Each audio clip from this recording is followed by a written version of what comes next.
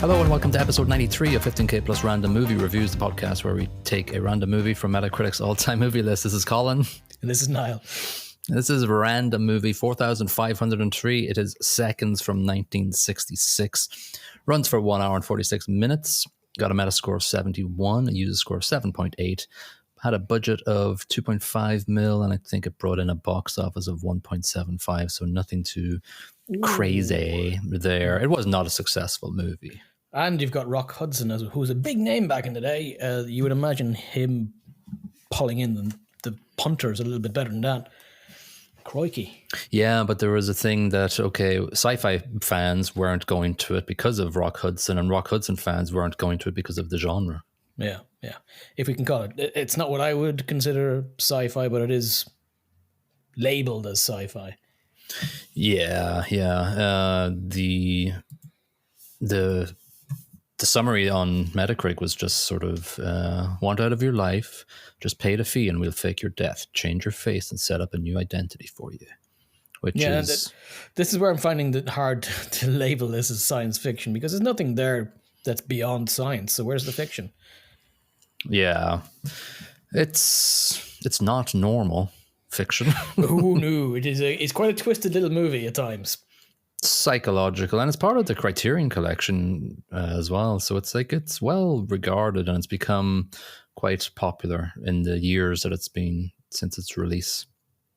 I can see how it would get that cult classic sort of flavor to it. It's a bit weird. It had elements that reminded me a little bit of The Servant, the twisted take on culture, which I enjoyed that part of it. I had issues with some parts of this movie. I you know what? I love the camera work in it at times. Yeah, it was quite out there. Yeah, it was good. I don't know if anybody did that prior to this, but that was James Wong Howe. He got an Oscar nod for it, for his work. It too. Yeah. A lot of the sort of, well, to go straight into the first scene where they basically, and I think you can see it in the window or something. You can see like a box camera was attached to the guy's shoulder, so it's going through, following him through the parrot camera, as I like to call it. Parrot camera, yeah. Before we get into it, it's a John Frankenheimer movie. He's passed away now. Quite some time, yeah. Yeah, he had a long and illustrious career. He's Ronin 98 all the way back to 62, Manchurian Candidate and Birdman of Alcatraz. Yeah, Manchurian Candidate is quite reflective of certain parts of this movie where, you know, the people around you look at you weird and stuff, and just sort of they're not who they feel, like a Stepford Wives type thing, staring at you, and Invasion of the Body Snatchers type. That's exactly what I got out of it. And there's a lot of them. I found the first 15 minutes of this movie, is even before the weird people turn up, I found it very uncomfortable. Yeah, well, Arthur Hamilton, the guy that basically decides he just doesn't like his life, for the first 15 minutes, he's just sweating profusely for no reason. And it's there's a whole lot of anxiety, and it's mostly around that some guy just put a note at the very start. Somebody hands him a note and runs away with an address on it, but he seems to know what it is, and it's freaking him out.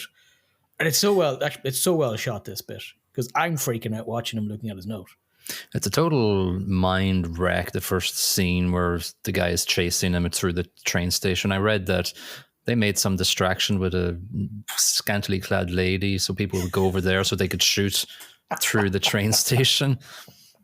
That's brilliant. Yeah, so that worked well. So yeah, we have this aforementioned camera work where it's, and very close up, extreme close up of people's faces, which happens throughout the movie.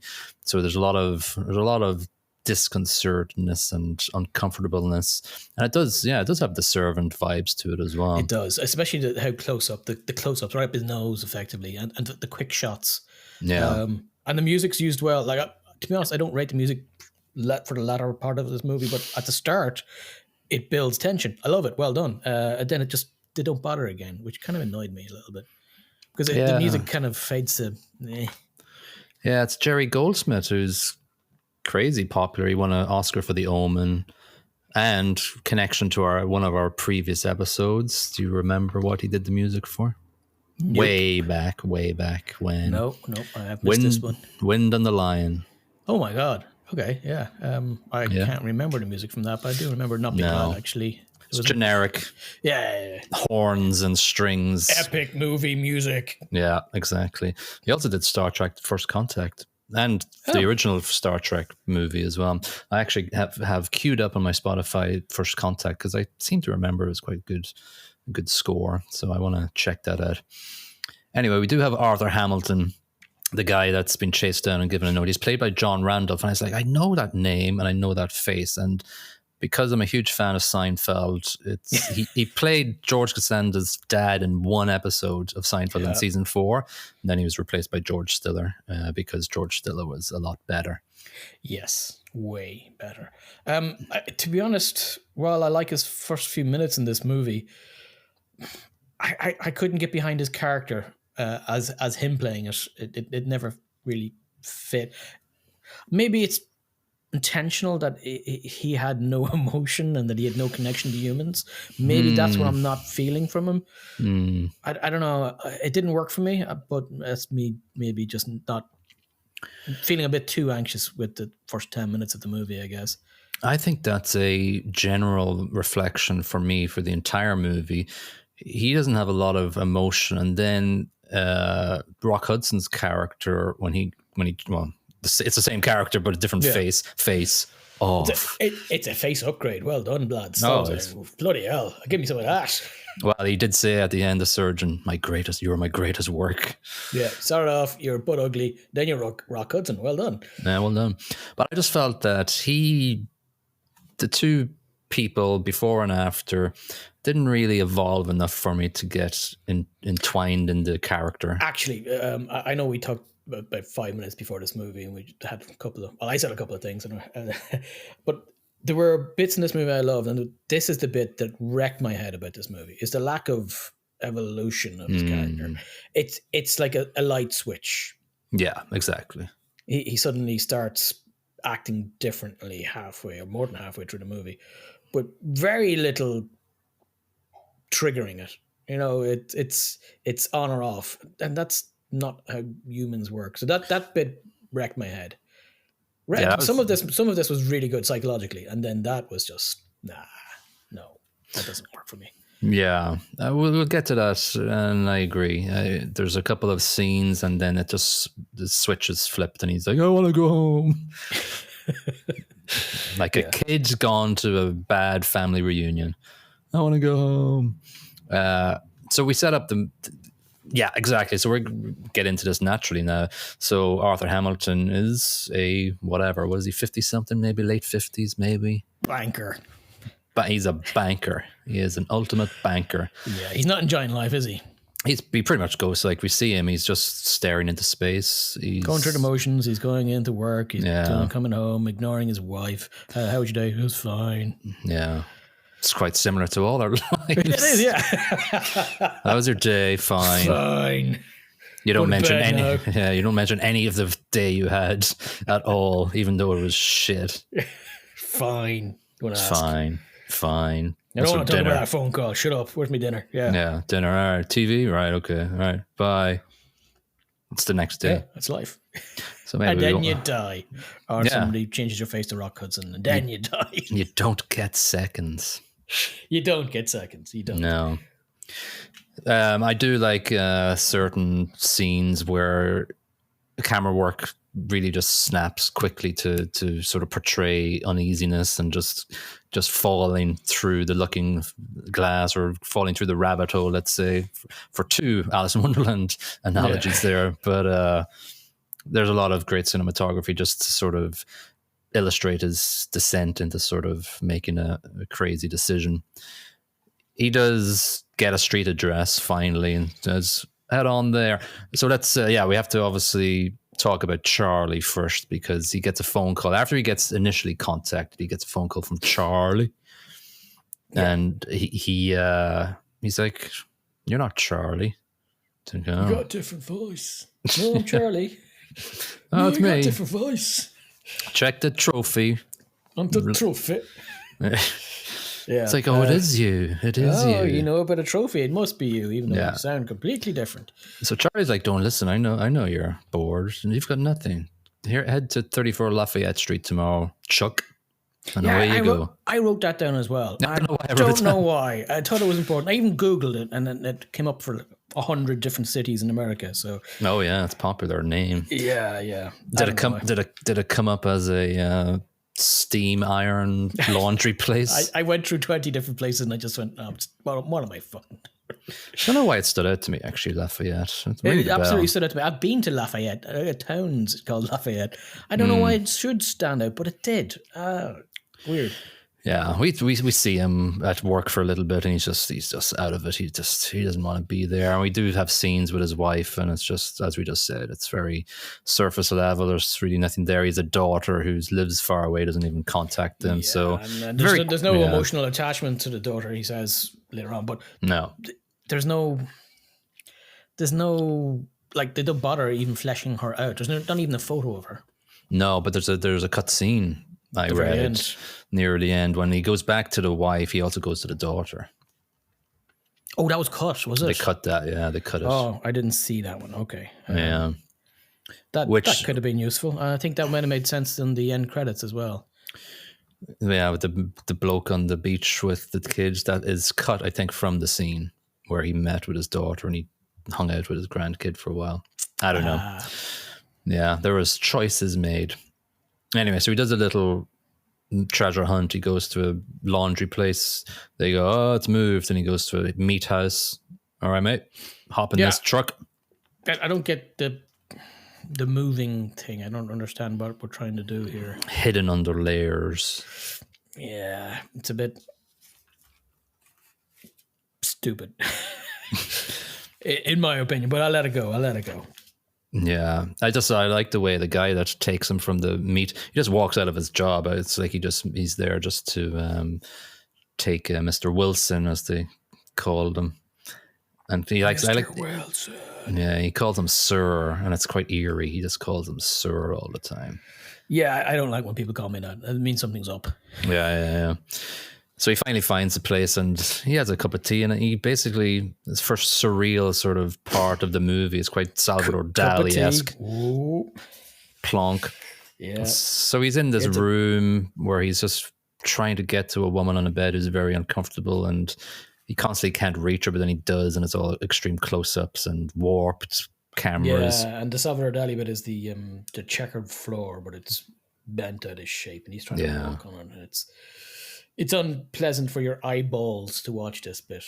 The whole lot of it's just unpleasant, and it's rapid shots again. Yeah. Used to great effect. I think intentionally unpleasant to watch. It works. Yeah, it does work. So then he's like, I'm out of here. He wakes up from it. All the chicken and tea, or the tea and the sandwich that he drank is gone when he wakes up. So he's been out of it for a while.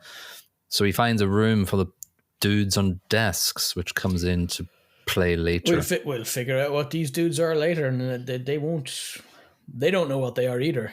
Otherwise, they wouldn't be so calm. No, and there is unanswered questions even when you finish the movie about what that room is and where they go when they leave that room. I have a theory, and it's not good for the lads in the room, but we won't go. No, I wonder. Well, at the end of the I'll mention my one theory, wonder at the end of it all. Anyway, he gets called to Mr. Ruby, who seems to be running the show. Yeah. And let's talk about the subject of your debt. What? Yeah, so they're basically just going 5 steps ahead of him, going, all right, we're doing this, right? We're changing your face. What? He's like, oh, no. But the old man comes in then and basically... What's after Ruby has his chicken lunch. Yeah, that's another weird little thing. The plate of chicken comes down in front of him and he doesn't want to eat it. And Mr. Ruby goes, this is amazing. Amazing. I kind of like this. It's just a little bit weird. I like how weird it is, and it doesn't make any sense. And for some reason, I enjoy the almost disgusting nature of him eating the chicken in front of him while discussing the man's death and how he's going to be found in the newspapers as dead, or described as dead. Yeah, it's a good juxtaposition. Why not go a little bit further, and why not make it more visceral and maybe have like sheep's brain or something, and he just digs into it? Or just have it like the Lord of the Rings when the what do you call them? Faramors or Baramir's dad is chomping down on tomatoes, and it's absolutely disgusting the way he's eating it. Something like that. A little bit unpleasant to watch. Not potatoes. Not potatoes. But yeah, I like it. They could have gone a bit more, yeah. But it was quite strange. Quite unsettling. Yeah. And I think he was trying through the entire movie to make everything unsettling, and some hit, some missed. Yes. I believe. So the old man comes in, he runs the entire show. And you know where you've seen him before? He was wrecking my head. I thought for a second he was one of the... I don't know if you've ever heard of a band called the Avalanches. Never. Well, they did a song called Frontier Psychology, which was a bunch of old 60s movies samples. And his voice sounded exactly like one of the samples. And I spent 20 minutes trying to match it up, and it wasn't him. It was 20 minutes wasted. Well, his name is Will. Yeah, his name is Will Gear, and he was the granddad in the Waltons. Really? Yeah, I actually thought he was the granddad in the Beverly Hillbillies when I first saw him, but no, he's the granddad in the Waltons. Night Jim Bob. Yeah. So he comes in and sort of just... Yeah, he gets him across the line, doesn't he? He does. He gets him to we get along, he says of his wife and him. We get along. And he's just going, he just repeats. He's reflecting like he doesn't have anything. And the old man gets it out of him. Yeah. There's nothing anymore. Dragging it out of him that his life is kind of pointless. He gently but very firmly prods it out of him that he should do this. Yeah, listen, if you were trying to talk somebody down from the edge who are going to jump, he'd be the wrong old man you want there. Because he'd be like, yeah, you should kill yourself. Yeah. Yeah, I don't know what is sort of the reasoning behind all of this organization he created. He does say something near the end, but I still don't get who he is or why he does this. And well, yeah. I've got my theories on that one as well, but we'll talk about it when we get to that point. Or He's an give away the whole show. Yeah, spoilers alert coming up. Anyway, so we do see some surgery, which was real rhinoplasty surgery footage I read. We see a quick obit. So basically they said he died in hotel fire. What I love about the headline though is it's not a hotel fire, it's a hotel room. Room, just one room. Just hotel. Contained in one room. Fair enough. Everybody else is fine. There's no smoke damage anywhere else. Just one room. The Aurora Borealis at this time of year, in this specific location, room in your 17. kitchen. Weird. So there's a very short sort of reveal of him. He's got a new face, new teeth, new fingerprints. His signature's been modified, which was an interesting one. Yeah, we messed around with your nerves in your hand to get your signature. You can do that. That's some signature. Precise work. More likely, would just leave him unable to lift up a pen. But yeah. We see him do it. We see him do a few exercises, and that's all right, fair enough. He's doing everything to be different. He gets his guidance advisor. Did you laugh at that bit? I did. The tape recording. It was. I want a red ball. I want a red ball. I want a ball. They could have saved themselves a bunch of money. Here's your red ball. Feck off. Yeah, there you go. See ya. Lovely face and a red ball. What more do you want in life? Yeah. But no, that's where they went wrong. Should have just. We don't ever see a red ball ever again. Or a ball. You can't see it because it's black and white, But he says he wanted to paint stuff, so they're going, all right, you're going into Florida and you're going to paint stuff. I think they went to Florida. I'm not sure. Malibu. There you go. Yeah. And so heads down to the Malibu sort of neighborhood. Sort of freaks out on the airplane as well because the flight attendant just stares at him smiling. And he's company. Of course. They're all company. It's a company plane. There was a TV show, was it the 70s, called The Prisoner. I don't know if you've ever watched it. Prisoner, I got that vibe about some of the monitoring that was done on this guy. It was pretty much everything he did was being monitored. Yeah, but I don't know why the employee would just stare at him smiling. crap employee. Yeah, it's like, hello. Hello, I'm staring at you. I'm supposed to monitor you when I don't know when to look away. Eyeball right in your face. Yeah. Yeah. Interest. But I think you're going to say what I was going to say. Just before he leaves the airport, some randomer runs up and goes, "Hey, it's yourself, Tony, was it? Tony Wilson, yeah, Tony Wilson. Hey, yeah, we're mates. Oh, I have to go, but we'll have a pint next time. Hey," and goes away. I never really understood what the effing point of that was. There's a theory out there. There's a theory out there, yeah, that they reused the faces. Possibly. But that doesn't make sense if he was the masterpiece. True that. But what else? Why else would... It could be a very, very... Like, that surgeon could just keep on evolving the beauty of the face, and he could still look like that dude thought it was Tony Wilson. But having said that, why would they use the same name? Yeah, I'm going to say it's a crap theory. Yeah, it's a shit theory. I think maybe it's just a plot hole. Or it's just another employee kind of going, all right, we're going to, keep you on your toes here. Maybe. Because they did seem to be trying to trick him into effing up at multiple occasions. Yeah, maybe. Yeah, just testing him just straight off the bat, off the plane, a little bit of stress. Oi, Wilson. Yeah, bastard. Yeah. So probably the next bit reminded you more of The Servant, but it just doesn't go there with the two characters. They don't evolve. With the manservant. Hello, sir, I'm John. Yeah, I think they could have done a bit more with Mr. Manservant. He could have been really good. He could have been a really good character. He was quite flat on 2D. He was very flat. Because, during his time at this place, his neighbours become the Stepford wives and the body-snatching pod people, and John doesn't. Yeah. Point, they just stare at him. Yeah. So they could have done something more with that. I wish because John had white hair. He was very, very sort of svelte looking, but could be evil. You basically want this movie to be The Servant. I do. I missed The Servant. I need to watch The Servant again. Especially the latter half of it. What a great movie. It just goes into a psychological maelstrom of crap. Anyway. But yeah, so I think they missed a point here where John is just this flat butler who doesn't really do anything. Needed to be inflated. You want a drink, sir? Yes. Okay, here you go. Shouldn't you have a cocktail party, sir? No.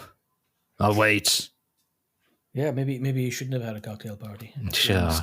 Well, so before he does have the cocktail party, listen, he's down there. He's very moody. Is Mr. Wilson? He's a miserable fecker.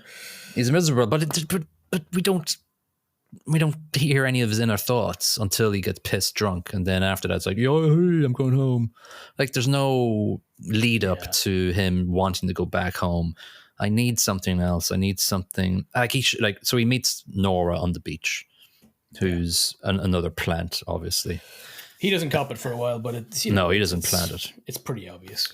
But I thought they had an understanding initially, because she said, I left my two kids and just left. It was like, oh yeah, that was a lie by the sounds of it. Yeah, you're a second. But yeah, exactly. But I thought that's what you're led to believe, I think. But she's not. It's all the other lads who are seconds. She's an employee, a very good one. Yes. Yeah. They sort of become friendly in a way, but it takes a bit of a segue here. But they're having a couple of nice moments at the beach, and then she's like, "Oh, I'm going to go up to, I can't remember what the town was, meet some friends." Oh, I think I wrote it somewhere. Yeah, explain it away. Yeah, it is freaking weird. It's almost Santa Barbara. Yeah, it's almost like they're going to a hippie commune party. For sure. And they're just, what is the song they were singing? Oh God, it was wrecking my head. I didn't take note of that. Drunken. What do we do with the drunken sailor? Oh yeah. And it's over and over again on a loop. It looks like they've been doing it for 10 hours. But lots of mouth organs as well. Jumping around, banging tambourines, and then there's a big bucket. I don't know what you call the wine. A vat, grape vat. Grape vat. There's loads of grapes, and there's people a lady jumps in, Obviously, when you're stomping on grapes, you need to be butt naked because grapes. Like a crushed grape. Yeah, and this goes on for ages. This scene, It's a long scene. Effing hate this scene with a passion. It doesn't. It's shot very quickly and very confusingly. Everybody gets naked. Yeah, and then they all get in the vat, and he has a meltdown. Yeah. He's like, Nora, no. Yeah, he has a meltdown, but then he goes, yes. Wine. That's the bit that annoyed me the effing most. Very quickly. What, like somebody turned the light switch on. That's not brain how work. Stomp those grapes. Stomp those grapes. Wine. Wine. Yeah, so he gets thrown into it. He still has his pants on because he's Rock Hudson. He can't be nude. Everybody else is naked, and he gets dunked. He gets splattered with grapes. He's going no, and then just very quickly, yes. But he doesn't. But that doesn't change him, though. The only thing that it changes is that he has a cocktail party afterwards. Like before that, he didn't want a cocktail party, but now he does want a cocktail party because of wine and stomping. It's really it's a piss poor transition. Really is. It's in an otherwise quite decent movie. It ruins it for me. I can't get my head past this bit. After this bit, I was like, no, screw this movie. I didn't I thought it was a bit silly. I thought they could have used that time more for character development and his journey, because he didn't say anything in this scene. He's like, no, Nora, let's go. Nora. I think if they'd left it at that, or if he went, fair enough, he has a drink and he smiles a little bit and then goes home, and then they have a party, and then he gets drunk and says crap that gets him in trouble. I can live with that. But instantly changing to a different character for no good reason other than he's put his head under wine. But then we very quickly cut to he's having a cocktail party and he's very drunk and he just starts rambling on about his past life. I went to Harvard too. Come here, you. Oh, I didn't go to Harvard. Yeah. And they say actually there's a it reminded me of Bedazzled because Bedazzled. Which one? Or the episode, the one we watched in the episode, because there is mention here of in a humorous way the R word for an assault on a person. Oh, I missed that. How did I miss that? Yeah, because when she's dragged away, because I had my subtitles on, because sometimes the audio is a bit shit on my TV, and she's dragged away by the husband of the couple. I think it's the guy from Harvard. Yeah, he's drunk there with the wife. She gets dragged away and goes, "Oh, help me, R word." Oh, I missed that. Ooh. Yeah, but it's the 60s. It's the 60s. Yeah. Yeah. He's trashed, and he's I read he got really drunk for it, and it shows because he looks trashed. Yeah. He's spilling drink on people and insulting people. It's great. He chases Hank around and suddenly just gets delirious, and they say he's in orbit, which is interesting to describe. Yeah, he's left the planet, man. Yeah, he's in orbit around his new character, basically. Yeah. They're all reborns, basically, and this is where it's all Invasion of the Body Snatchers. We get the POV from Anticus Wilson. That's what did he name? He named himself. He should have given himself a better first name. Yeah, Anto. So we have a POV from him, seeing all of them just staring at him, which is quite a good shot. It's a good shot. Yeah. So Nora's an employee, and he just wants to go back home. And he does go back home, and they let him go back home. They see him at the airport, but he just gets home, and he's suddenly in the garden of his old home. Yeah, I think at this point they're finished with him. They're probably just going, what the fuck? Let him have his couple of minutes. We'll get him back, and hey. I like the way when he's talking to his wife, he goes, he had some painting in his garage. Fuck them. I threw them out. I chucked them out. They were rubbish. Why would I Yeah, we keep tried that this crap? stuff. Yeah. Here, have his bloody trophy. It's crap. Yeah, I have his trophy. That's all I left of him, apart from the framed painting or picture on I'm not sure I want that. You can fireplace. have that too. Have that, yeah. I'm having a great time. His study was shit, so I made it into Sure, a nice he's been dead for den. years, as far as I'm concerned. Yeah. Oh, thanks. It's been 6 months, love. Yeah. But again, though, she basically just, it's an okay scene because she basically goes, yeah, but she just reiterates what he said to the old man at the start. We were apart. He was gone. He was dead for years, she says, something like that. I think we're led to believe it's all his fault. And it is all his bloody fault. He never engaged with his wife. He didn't talk to her when she said, oh, how was your day? It was fine. So it's kind of all bloody on him, I guess. Mostly, anyway. That's what I said today. It's fine. Fine. Fine. Yeah. Yeah, but when she's saying and all the sort of critical stuff about him, he's just staring. There's a POV. The camera angle is him closer to the camera. With the mirror, she's looking at the picture. True. Yeah. Or is he looking at the? I can't remember the exact picture, but he's four facing faces towards us, looking at us, and it's great. Yeah, he's facing towards us past the camera as she's talking about how shitty he was, and it's just suddenly just going, "Oh my god, I'm such an idiot." Yep, there's where I messed up. Damn it. Yeah. So basically, he leaves with the trophy, and he gets picked up quite quickly by the lads. Yeah, he doesn't fight. He just jumps in. Goes, fair enough. You got me. Yeah. Want to go back to the company. Yep. I want to go get a reboot. So he thinks he's perfectly, legitimate legible for getting a reboot. No, you twit. No, Mr. Ruby is basically going to him, give us a sponsor, tell us somebody that wants to, you should think that, and he's like, I don't know anybody. I'm a loser in life. I don't have any friends. Yeah. This is when I realized the entire thing is just a pyramid scheme. Yeah, that's exactly what it is. You get somebody in, then somebody else gets someone in, and then you can get some cryptocurrency.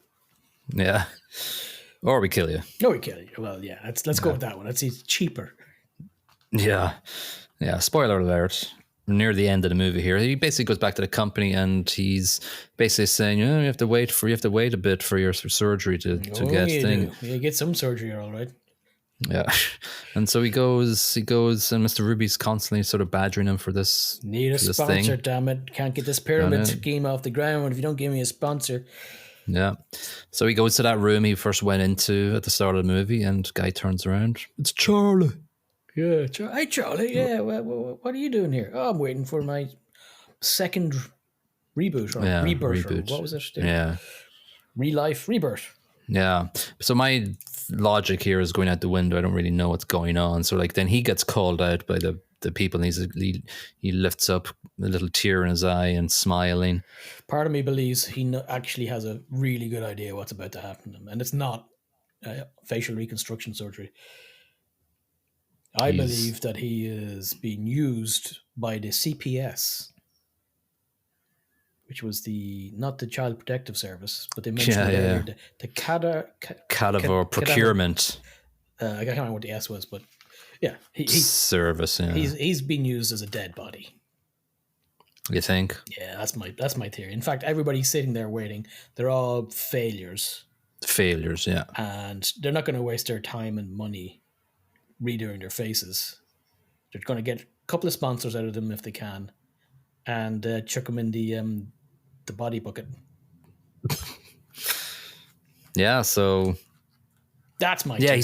He says something about being tied together. So obviously, but I don't know what the coincidence is here. From like the second that Rock Hudson, whatever he is called now, he's a nobody now, comes in and sits in that room, he gets called out.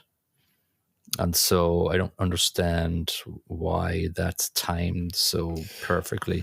Yeah, because he could be his salvation, and using him as the cadaver instead of him. It's never really explained, and it's left for you to.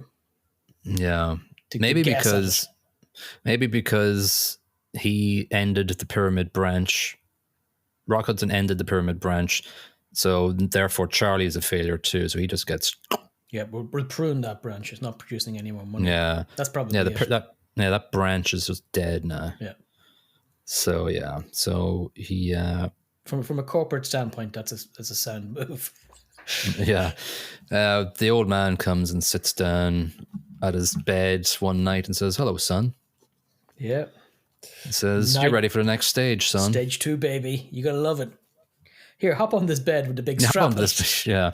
That's just to stop you from moving around. Don't worry about it. Yeah. It'll be fine. They are cruel buggers to, they had a chance of sedating him right here. But no, they let him find out what's happening. What assholes. Yeah, so like he's basically saying, he's mentioning about the history of what he's been doing. He didn't sort of predict the high percentage of failures that would happen, and one of his last things he says is, "I can't let mistakes jeopardize the dream."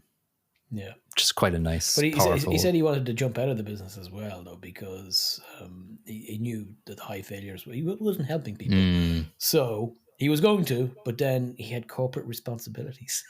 So boring. Yeah, which means, lots of people are dying, but I got to make the money.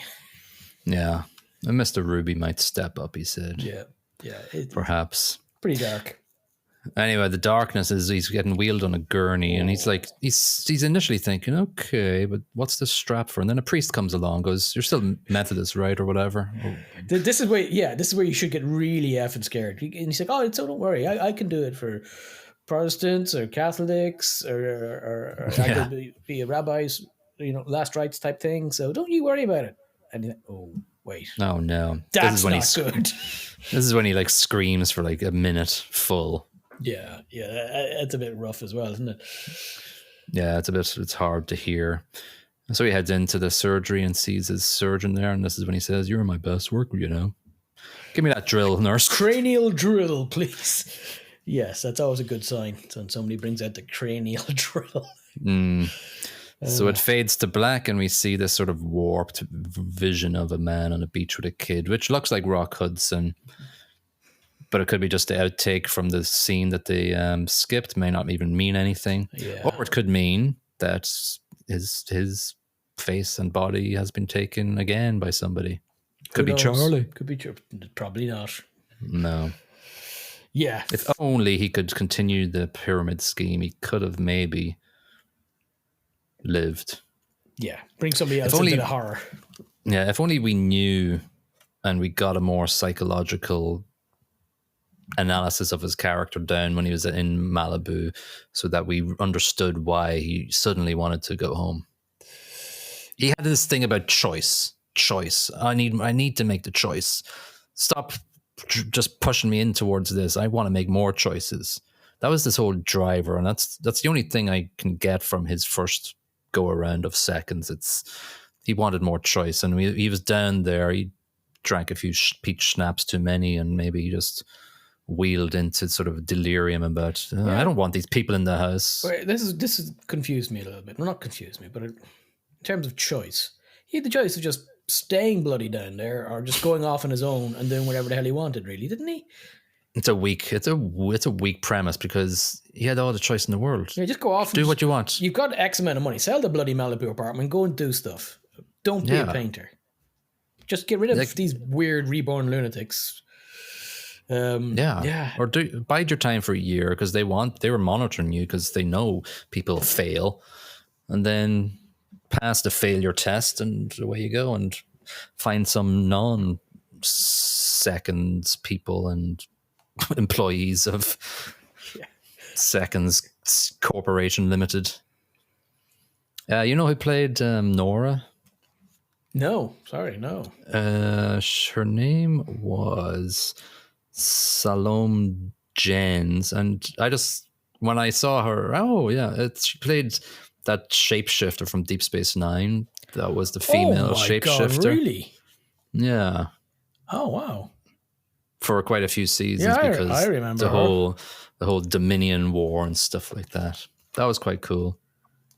Yeah, she was pretty cool in that. Salome Jens. Yeah. Oh yeah, I can see it now. My God. Yeah. She has a weird face, and sort of like Rene Auberjonois, the Odo. He had a weird face out of makeup as well. Well, you can't be a shapeshifter unless you got a weird face. Exactly. Right then, I don't know how to rate this. It's movie. a tough one. I'm going to be cruel on a couple of points because I kind of thought it was okay. I'm just trying to figure out what to it is give. okay. I was frustrated by the movie because I think this could have been a great movie. It's just not. Yes. It's not. It misses where it should, nail it. And it misses for a couple of small points, but they're devastatingly annoying to me. So Devastating. Yeah, I'm frustrated by this movie because I enjoyed chunks of it. I loved the cinematography. I liked the tension that's ramped up early on, but then it flounders in the middle a little bit. So almost, Yeah. I feel like knocking it down hard because of that, because it's not what it could have been. I think that's unfair, but I'm going to do it anyway. Okay, I think I've decided. I'm going to give the plot 2.5 because it's weak, but it's average and it's okay. Yeah. I'm going to second that because that involved me not thinking. And the plot had potential. And then it very much did. And then it's let down by some weird choices, especially the Malibu stuff. And the stomping the grapes. Nah, shove it up your bum. Stomp the grapes. God, no. Shove the grapes. Yes, the plot in general and in essence is a very good premise. Yes. Quite unique, even for 66. I'm sure it was unique, and it's still pretty unique now. Fantastic but it's idea. but it's just let down by character development and figuring out why he wants to go back for a third chance. Yeah, a less binary character arc, and I'd love it. Yeah. Needs a lot more nuance and depth.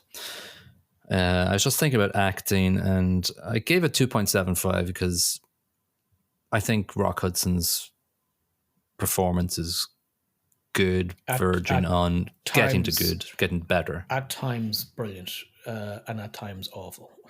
From Rock Hudson. I didn't like the guy who played him first, but that's not true. I like the understated performance. It's a tough one to rate him on. I liked his wife in it, and I liked his wife. I didn't like Nora in this. Actually, I'm going to be. No. I like her as an actress. Now that you mentioned where we've seen her elsewhere, she was very good in Deep Space Nine. Well, when you think about it, she didn't get a lot to do here. She met him on the beach. She went to a grape stomping festival. Yeah, she went to a grape stomping festival, took her clothes off, and said, get in here, mate. Yeah. Then she basically tried to corral him at the drunken session, and that was it. She's gone. She's dead. Yeah. It's not a great role. Not a great role for her. Yeah, I'm going to give acting 2.25.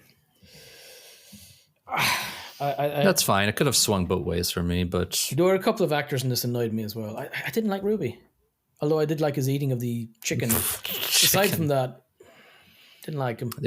I didn't mind Ruby. I liked the old man. I like John because I like butlers in movies. I didn't like John in this because of his lack of depth. So it's not that it was acted badly per se. It's just that he had nothing to work with at all. No dialogue. I would have liked if he was understated and then he did one just crazy thing. I need an intense stare at the camera or something manic. Give me that. Give me something to go, oh, this guy's nuts.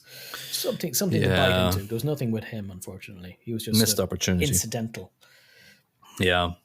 I think I gave 2.75 just for Rock Hudson and then just a general ensemble. I was just like, all right, come on. I'll give you a little bit of something. He was decent at times, Rock. A bit too staring off into the distance at times. When he had something to act with, when he was freaking out, loved it. When he's coming to realizations that he'd messed up, loved that. He was moody for a while. That didn't really sing. Too long.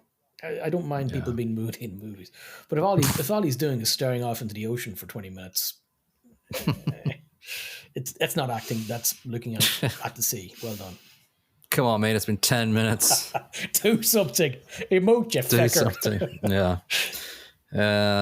Sound brackets track. I'm going to give 2.5 just because it started off well. It's got freaky music, but you just don't really hear it throughout the movie.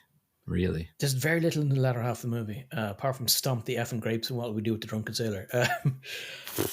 Which Jerry Goldsmith cannot take credit for. I would, if I was to divide this movie into two parts, I'd give 4 for the start. I love it. And then I would give 1 for the ending. So I'm giving it 2.5 as well. It's disappointing finish. Disappointing. It does. I forgot to mention that the entire movie starts just as all this warped visuals of body parts, and it's very Twilight Zone. I love it, especially for the time. Fantastic. Yeah, it's good. I don't know. I may be a bit mental here, but production-wise, I'm going to give 3.5 for. I'm going for 4 on the production. I love the production. Production is great. It's the standout part. Like cinematography in this is brilliant, especially great. from 1966. They really try a lot of things here. Some of it's over the top. There was a ankle camera moment at the start, which was a bit much. Ankle camera. But aside from that, I think the choice of shots was very effective. Yeah, I think it deserves a nod for production values, especially cinematography. And the surgery at the end was grim, but just well done. And it was almost a fisheye lens as it was finishing up with the cranial drill coming in. So, yeah, I really enjoyed the production in this. That's what really made me sad about the rest of the elements of this movie. Yeah, but I don't know. I'd like to read somebody's take on it, or even the Criterion Collection's reason for putting it into their collection, because that means it's a classic and it's been put into people's lists of best sci-fi movies as well. And again, I find that label jarring on this movie. It is not science fiction. It's a story of something that is absolutely possible. Yeah, it's a psychological thriller. Yeah, absolutely. But you need to define science fiction. That's not just aliens and shit. Yeah. It science fiction in my head is fiction about something that's, isn't scientifically possible at the moment. Hence seconds. Yeah. God damn it. Sci-fi in the 60s with maybe. that. Yeah. I think we're just rooted in space, the final frontier. I need faster than light travel, aliens, and robots. Wormholes. Wormholes. Wormholes. Worm. Yes, those absolutely. Did you think I said something else? Yes. Pauline Kael in The New Yorker gave it 50 out of 100. She said, there were some good ideas tucked away inside scrambled unpleasantness. I like the word scrambled. Unpleasantness, it's not really unpleasant, really. It's unsettling at times, and the cinematography gives it that manic feel. I think the scrambled unpleasantness is one of the high points of this movie. Yeah. I like the concept of scrambled unpleasant. I like that it hurts my head at times. I like that it makes me feel anxious. So while I kind of half agree with her score, I think possibly for the wrong reasons. Yeah, I like unscrambled or scrambled to present the non-evolution of the plot. It's quite scrambled and doesn't come out to be a nice plate of scrambled eggs at the end. We're stretching this analogy. Yeah. Fuck it. TV Guide magazine gave it 100 by a staff member who's not credited. The film features a surprisingly good performance by Rock Hudson, an impeccable supporting cast, and stunning cinematography by screen veteran James Wong Howe. That doesn't describe a lot. Scott Tobias in The Dissolve gave it 90 out of 100. From the opening credits sequence by Saul Bass, seconds mangle and distends the window of perception until viewers get immersed in his sweat-soaked nightmare. It is very sweaty for the first 20 minutes or so, but when Rock Hudson becomes the new guy, he doesn't sweat at all. Well, that's probably because he had a lot of facial reconstruction and none of his sweat glands work anymore. Yeah, they plugged up all the sweat glands. Yeah. Well, shall we not give this seconds and drill a hole in the head of this episode? Yeah, let's go right through the cranium, right into the spinal cord. Bye-bye. Bye-bye. Yeah. All right, so let's roll randomly for the next episode, shall we? Yes. Let's. And we are getting a nice low number of random movie number 993. Hello. For episode 94. And episode 993 is 1987's Offering with Nail and I. Oh, you know what? I have never seen this movie. And I've I've heard a lot of things about it. And I keep going, I should so watch much. this. Yeah. That group we hung out with back in the 90s, they would always mention this because it was a bit of a stoners movie because they were both stoners. The older brothers of the dudes I used to hang around with always called me Richard E. Grant and said I was Whitnail. I looked like Whitnail. I get it. I do get it. So, so that's... they're two out-of-work actors navigating squalor, desperation, and a disastrous countryside holiday. That sounds so I'm amazing. thinking there's going to be a lot of understated sort of British humor. And Richard E. Grant being Richard E. Grant. Fantastic. Exactly, yeah. So that should be quite interesting. It has a meta score of 84 and a user score of 7.0, so critics like it more than the users, interestingly enough. Bruce Robinson is the director who wrote The Killing Fields, which is an excellent movie. Yep. And not much else, to be honest with you. Not too much else. So yeah, Whitney and I, that'll be interesting to look back on that and see why our peers were so enamored with it back in the 90s. Because they were baked. Because they were baked, and the actors are baked, and everybody is baked in this. So yeah, it's episode 94 with Neil and I from 1987. Genuinely looking forward to that. That's going to be cool. Yeah, it'll be good. And I don't think, how long is it? I don't think it's too long. Let me see. It is 1 hour and 47 minutes, so it's not crazy. About the same as the last movie. So it's got Richard E. Grant, Paul McGann, Richard Griffiths, Michael Elphick. Remember him? Boone. Oh, geez, really? Okay, cool. Yeah, lots of British classic actors. All right, cool. We'll see you in episode 94 for Whitnail and I. Bye bye. Cheerio.